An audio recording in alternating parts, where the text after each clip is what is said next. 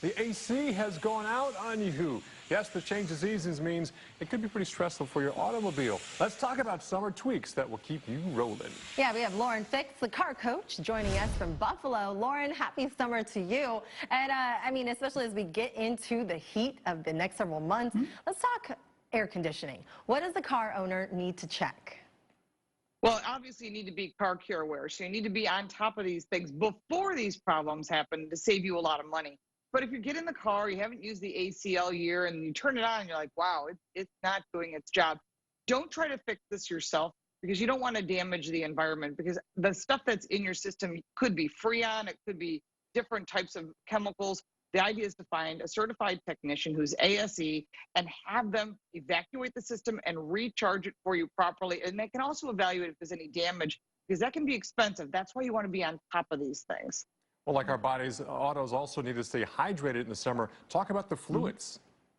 There are 9 fluids in a car, and the most important one, well, they're all important, but you know, obviously, coolant, which is the same thing as antifreeze. So you want to keep the engine running cool. So if you haven't checked it, you don't know what you're doing, that's fine. Again, find your favorite technician, or if you can do it yourself, you can do that. Make sure the fluid is properly level and it's also at its proper use. In other words, they wear out every few years unless you have long life coolant, and that can be repaired easily at an auto repair shop.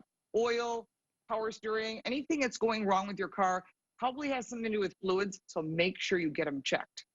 And of course, temperatures are going to be soaring over the next several months. How does the heat, especially excessive heat, impact our car's battery? Well, just like excessive cold, and we talk about that during the winter, excessive heat can damage a battery. In other words, it'll absorb the energy. So what happens is you won't be able to start your car. So don't wait till you're stuck on the side of the road or stuck somewhere else.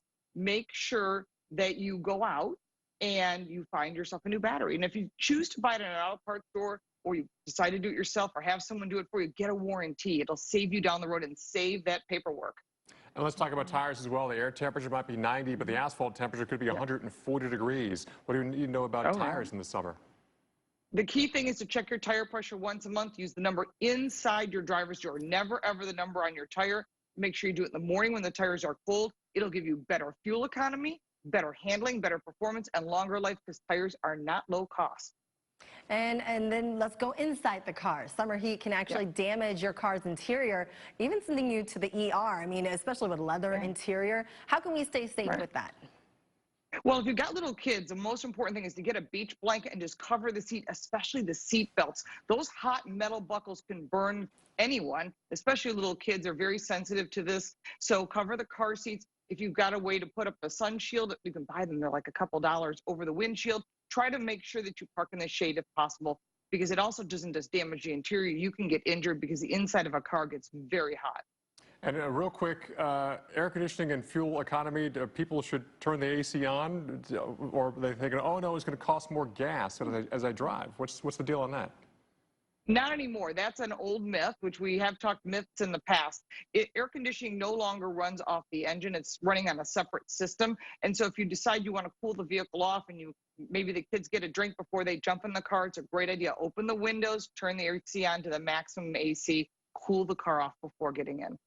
Oh, it's a pleasure to talk with you. Laure Fix, the car coach. Great tips. Yeah, keep you rolling and cruising this summer. Thanks for that. Very interesting. I know. I'm going to go ahead and stock up on some of those blankets, too. But also for the cheap people, turn the air